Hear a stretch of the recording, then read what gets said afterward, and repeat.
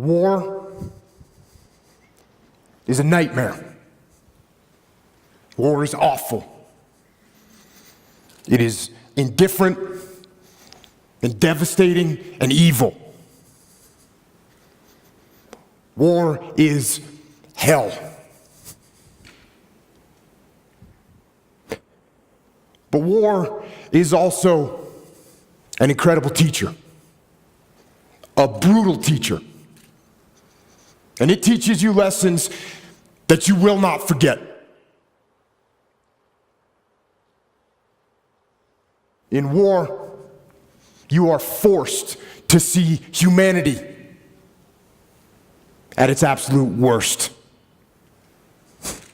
And you are also blessed to see humanity in its most glorious moments. War teaches you about sorrow and loss and pain. And it teaches you about the preciousness and the fragility of human life. And in that fragility, war teaches you about death.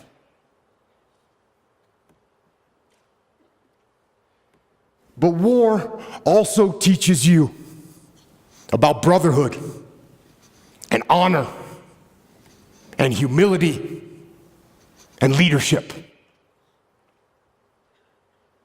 And unfortunately, war teaches you the most when things go wrong.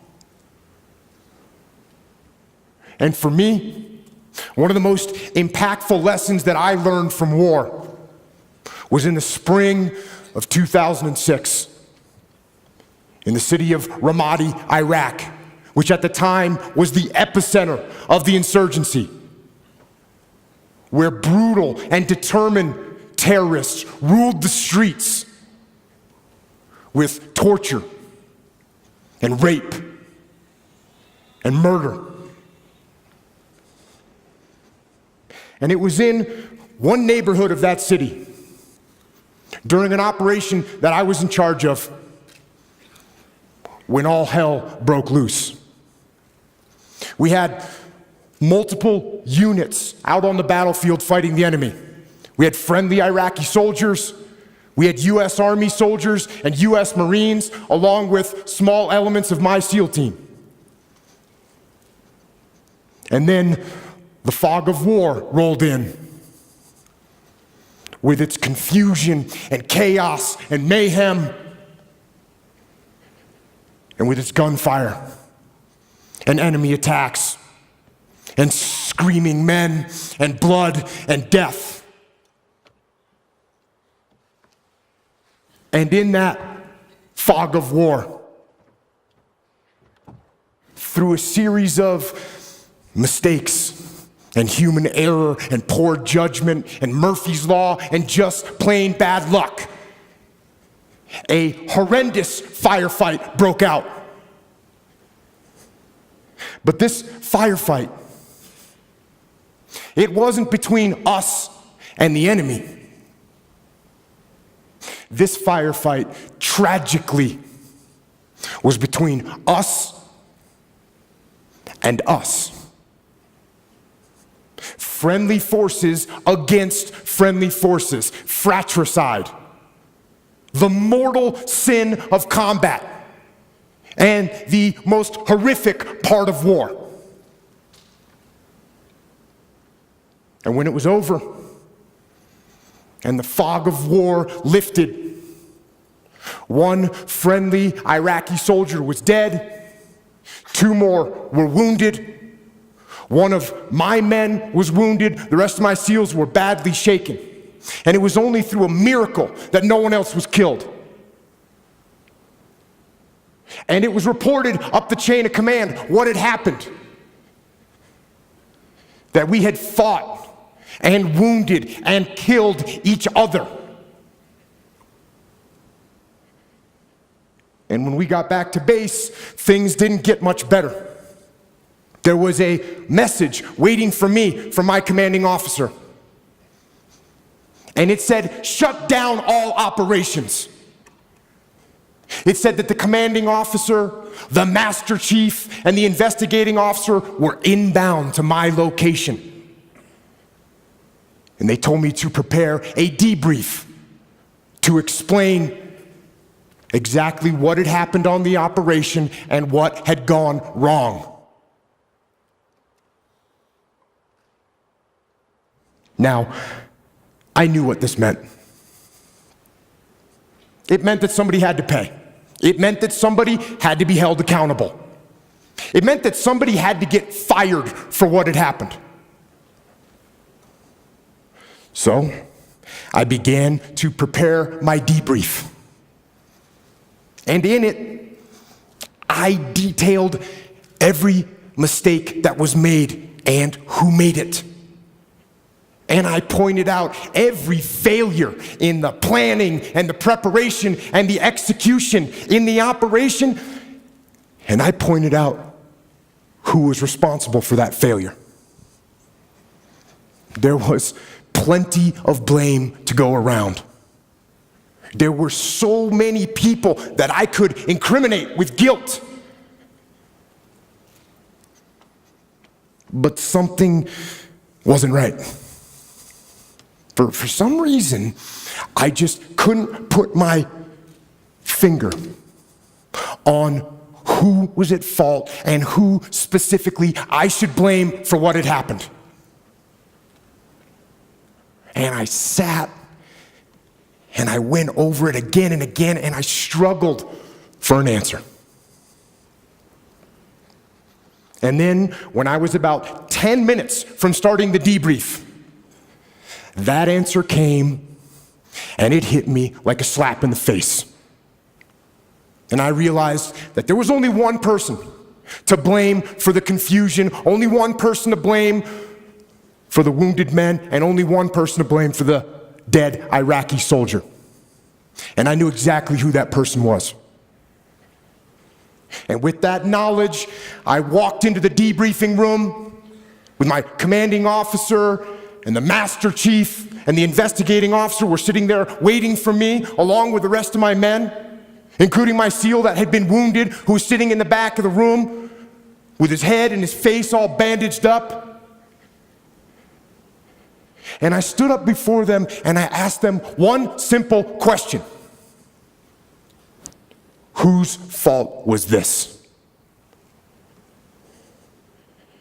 One of my SEALs raised his hand. And he said, it was my fault.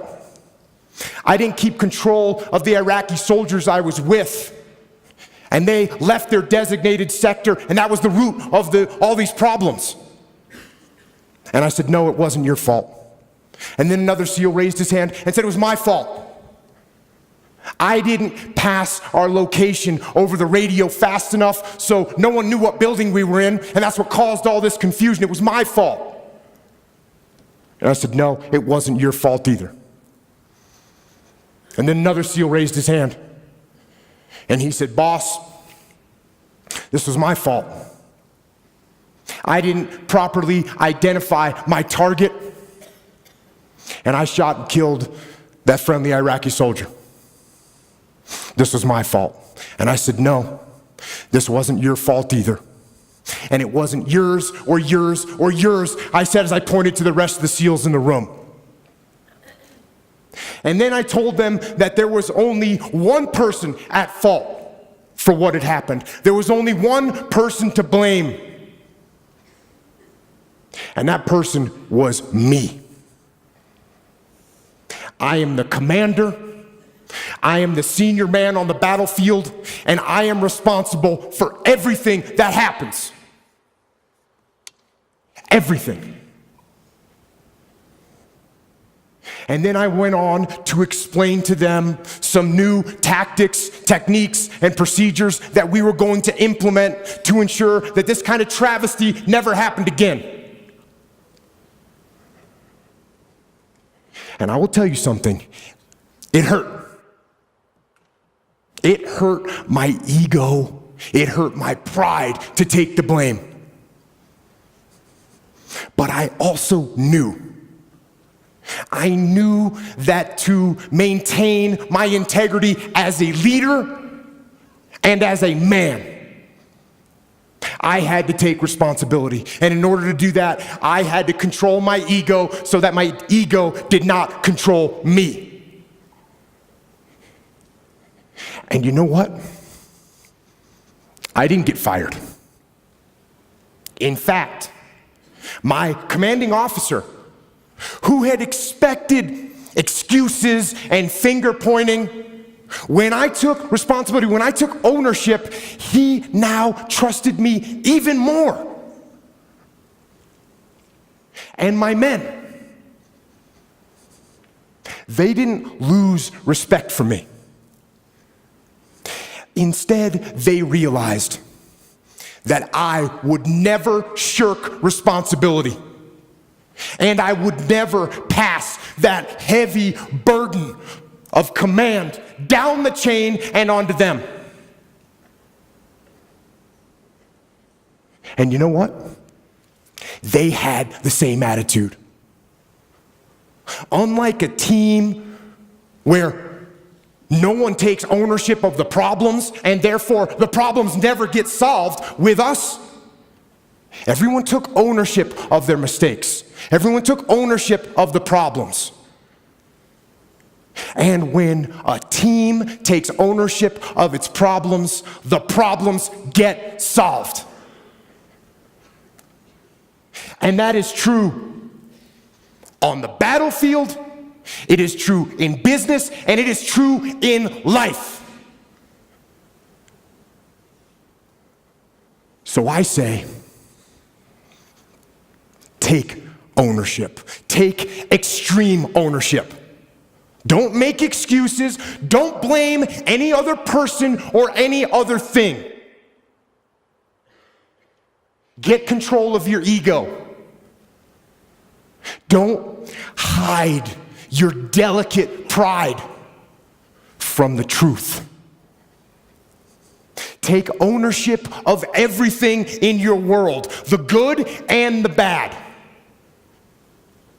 Take ownership of your mistakes, take ownership of your shortfalls, take ownership of your problems, and then take ownership of the solutions that will get those problems solved. Take ownership of your mission. Take ownership of your job, of your team, of your future, and take ownership of your life. And lead. Lead. Lead yourself and your team and the people in your life. Lead them all to victory. Thank you.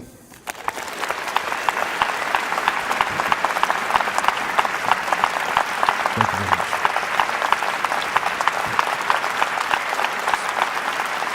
Thank you.